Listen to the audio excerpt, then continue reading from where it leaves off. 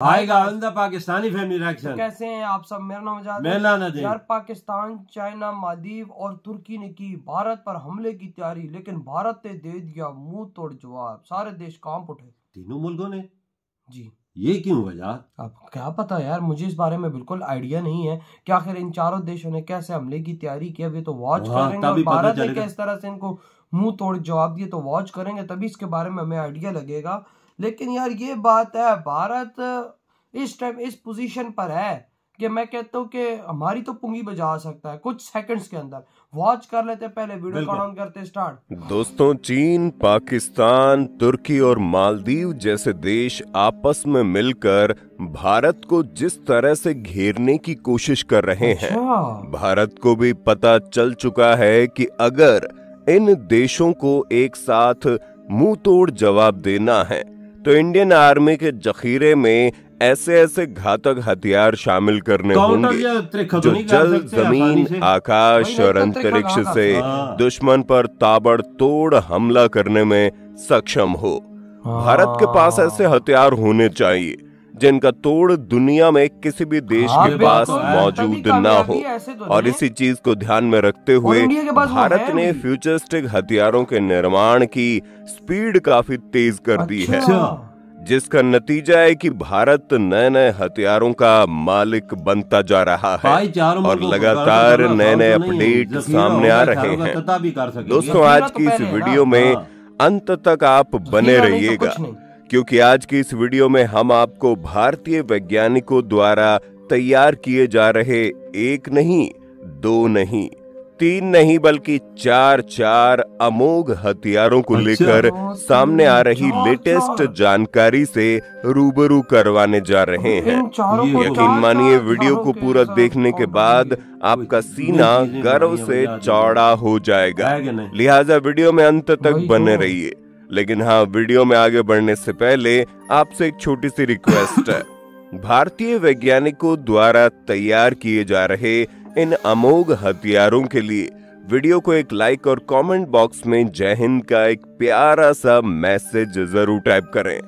सबसे पहले बात करते हैं उस बमबाज योद्धा की जिसे भारतीय वैज्ञानिक विकसित करने जा रहे हैं। दोस्तों, कुछ दिनों पहले मैंने आपको जानकारी दी थी कि सोलर इंडस्ट्रीज के वैज्ञानिकों ने 125 किलोग्राम का बम तैयार किया है। यह खबर इसलिए भी महत्वपूर्ण थी क्योंकि भारत में ऐसा पहली बार देखने को मिला था जब किसी प्राइवेट सेक्टर की डिफेंस कंपनी द्वारा देश में स्वदेशी तरीके से बमों का निर्माण किया गया हो। लेकिन अब सोलर इंडस्ट्रीज के वैज्ञानिक ऐसे हथियार को विकसित करने जा रहे हैं जो दुनिया में भूचाल ला देगा। इसके पास कितनी ताकत मौजूद होगी, इसकी कल्पना आप भी नहीं कर सकते।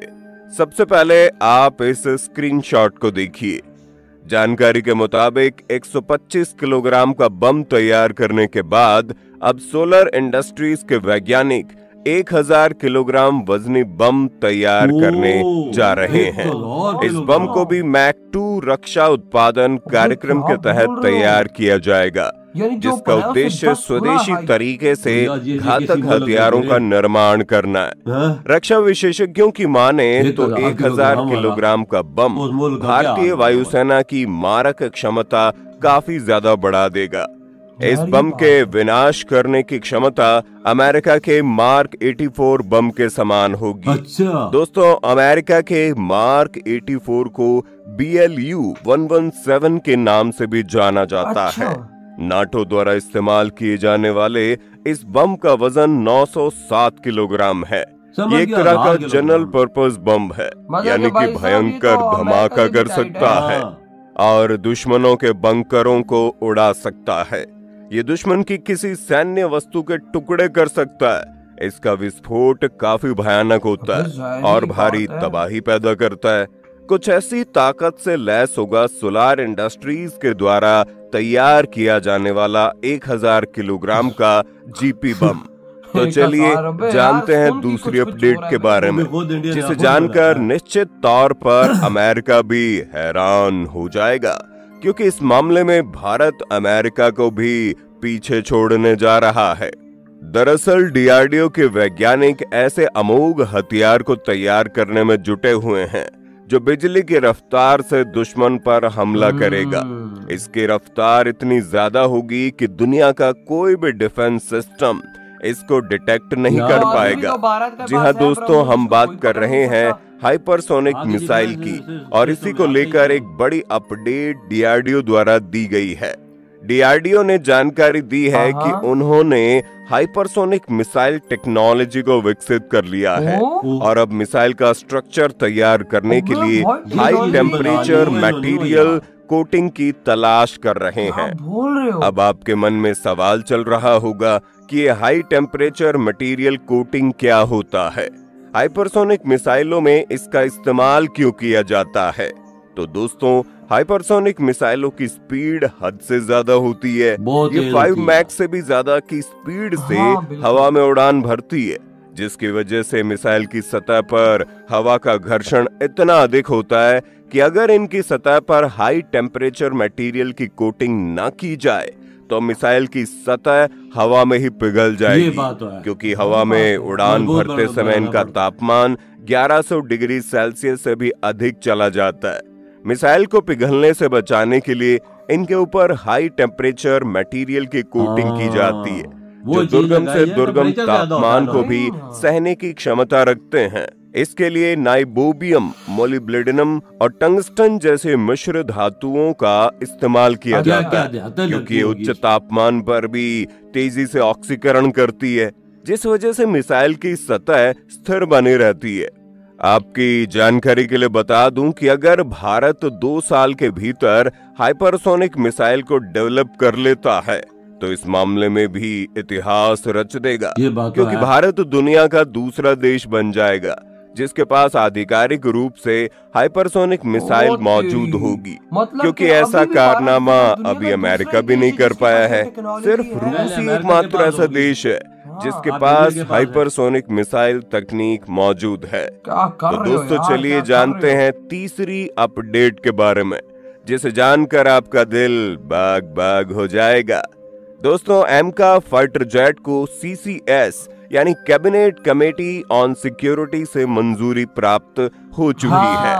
मोदी सरकार द्वारा इसको तैयार करने के लिए 15,000 करोड़ रुपए जारी किए गए हैं, लेकिन अब भारतीय वैज्ञानिक TEDBF यानी twin engine deck based fighter jet को भी तेजी से तैयार करने की प्लानिंग कर रहे हैं।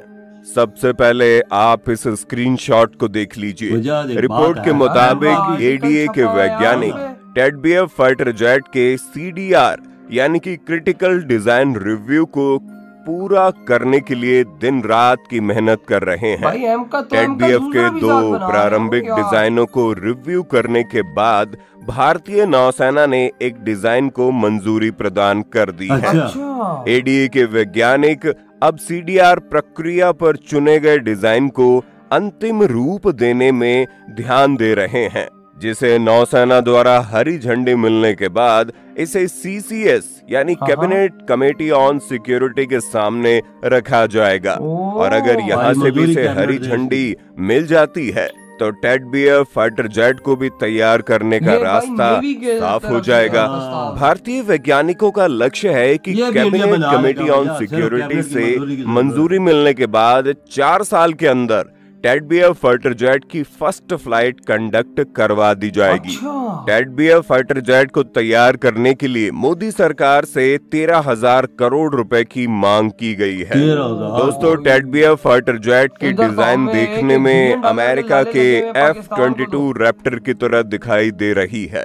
यही कारण है कि पूरी दुनिया की निगाहें भारत के इस फाइटर जेट पर टिकी हुई हैं। इसे भारतीय नौसेना के लिए तैयार किया जा रहा है, जो कि पूरी तरह से स्टेल्थ फाइटर जेट होगा, यानी कि दुश्मन का रडार सिस्टम इसको डिटेक्ट नहीं कर पाएगा। ये विमान INS विक्रमादित्य और INS विक्रांत जैसे विमान वाहक नौसैनिक युद्धपोतों का भविष्य है, जिसके आने पर रूसी Mi-29 को रिटायर कर दिया जाएगा। इस विमान को हवा से हवा और हवा से जमीन पर मार करने वाली कई मिसाइलों से लैस किया जाएगा। जिसमें ब्रह्मोस और अस्त्रा जैसे हथियार शामिल होंगे। इसमें बड़े रिफ्यूलिंग का फीचर भी होगा, जिसका इस्तेमाल करते हुए एक विमान से दूसरे विमान में हवा में ही ईंधन भरा जा सकेगा।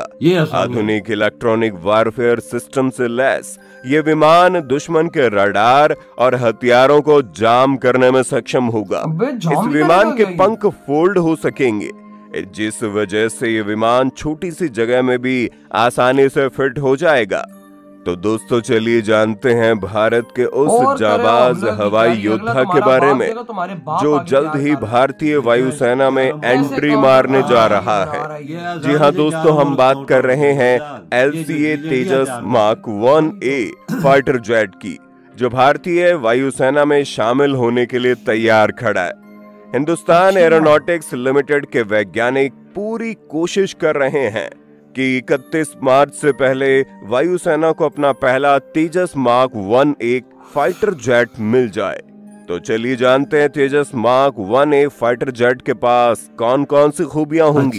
दोस्तों, तेजस मार्क 1A अपने पिछले वेरिएंट की तुलना में थोड़ा हल्का है, लेकिन आकार में उतना ही है। इसकी लंबाई 43.4 फीट और ऊंचाई 14.5 फीट है।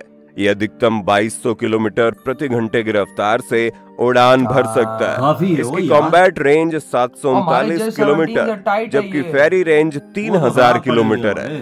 ये अधिकतम 50,000 फीट की ऊंचाई तक जा सकता है। इसमें कुल 9 हार्ड पॉइंट्स दिए गए हैं। इसके अलावा 23 मिलीमीटर की एक ट्विन बैरल कैनन भी लगी हुई है। 9 हार्ड पॉइंट्स में 9 अलग अलग प्रकार की मिसाइलें, रॉकेट्स, बम या फिर इनका मिश्रण भी लगाया जा सकता है। दोस्तों, तेजस मार्क 1A में उन्नत मिशन कंप्यूटर, उच्च प्रदर्शन क्षमता वाला digital flight control computer, smart multi function display, AESA radar, advance self protection jammer और इलेक्ट्रॉनिक वॉरफेयर सूट की सुविधा दी गई है। इसके अलावा इसमें बाहर से ECM पोर्ट भी लगाए जा सकते हैं।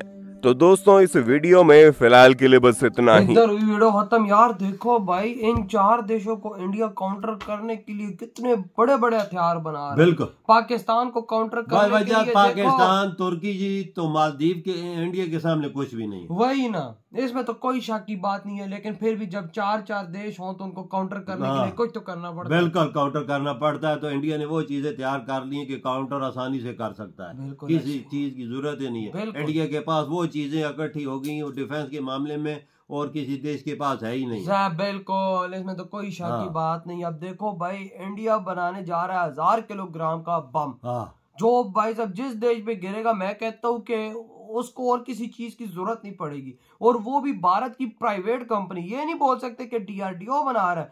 अबे प्राइवेट कंपनी, इंडिया की प्राइवेट कंपनी इतनी आगे निकल रही, उनके इरादे देखो कि वो ऐसा बम बनाने जा रही है कि जिस देश पे वो गिरा, मैं कहता हूँ उसका सत्यानाश होगा। पहले 125 किलोग्राम और भाई ऊपर से भाई M का और एक और इंडियन नेवी की तरफ से भाई स्टेल्थ फाइटर जेट, जो उसकी भाई मंजूरी के लिए कैबिनेट से रिक्वेस्ट कर दी कि अब कैबिनेट मंजूरी देगी, और उसके लिए इन्होंने 13,000 करोड़ मांगे। और भाई हम पाकिस्तान IMF के आगे $1 बिलियन यानी तुम्हारे 8,000 करोड़ रुपए के लिए लेटे हुए। हम लोग कहते हैं हमारी जो कुछ हमें करना है कर दो, लेकिन हमें $1 बिलियन दे दो। यार कितनी गंदी बेइज्जती की बात है। वो उधर जहाजों के प्रोजेक्टों के लिए भाई $2 बिलियन ले रहे हैं सिर्फ इंडिया के अंदर अपने मेड इन इंडिया जहाज बनाने के लिए, और हम IMF के आगे लेटे हुए हैं कि भाई साहब हमें दो, हमें पैसा दो, हमारा देश नहीं चल रहा, हमें देश चलाना है यार। पाकिस्तान ये हाल है हमारा। और ऊपर से तेजस ऑलरेडी तैयार हो चुका है। बिल्कुल, और वायुसेना को मिल भी चुका है। और उसकी पहली खेप 1, 2, 3 मिल चुके। बिल्कुल, आप अंदाजा लाए, इधर पाकिस्तान को अगर खरीदने होते तो इंडिया चाइना से उधार में मांग रहा है वो जहाज। खाने को रोटी नहीं है, 6 जनरेशन की वो भी खाने को रोटी नहीं है तो 6 जनरेशन कहाँ से आ गई? ये कौन सा पाकिस्तान है? कौन सा गंजा फूका हुआ है? 5th से ऊपर आया नहीं, चाइना के बाद 5th है ही काम का नहीं, तो कौन सा पाकिस्तान 6 जनरेशन है? कौन सा गंजा फूक के आपने कहाँ पे न्यूज सुनी है? मैंने सुनी है, पता नहीं कौन सा गंजा फूक के ये लोग वहां से 6 जनरेशन का फाइटर, वो भी उधार में। वो भाई साहब पेट्रोल कहाँ से डालेंगे? क्या पता वो यार के तरफ से डालेंगे। वो यार क्या मजाक कर रहे हो? उधर से इंडिया इन 4 देशों को काउंटर करने के लिए ऐसे खतरनाक हथियार बना रहा है कि भाई अगला देश, मैं कहता हूँ 4 सालों के अंदर, 2-3 सालों के अंदर अंदर हम चारों देशों का बाप होगा। वो तो अभी भी है भाई, लेकिन ये परफेक्ट काउंटर करने के हथियार। बिल्कुल, ये चारों तेजस हो गया, जो दूसरा बना रहे हैं अपना, जिसकी 13,000 करोड़ की मांग की है इंडियन नेवी ने, जो उसका, और ये 1,000 किलो का बम तैयार कर लिया, वो भी भाई प्राइवेट कंपनी ने। तो ये चीजें काउंटर तो आसानी से कर सकती हैं। इंडिया में भी ताकतवर है, वजह काउंटर आसानी से कर सकता है। ये तो है। तो यार आपकी क्या थॉट है? इधर ही बुरा खत्म कर दे तो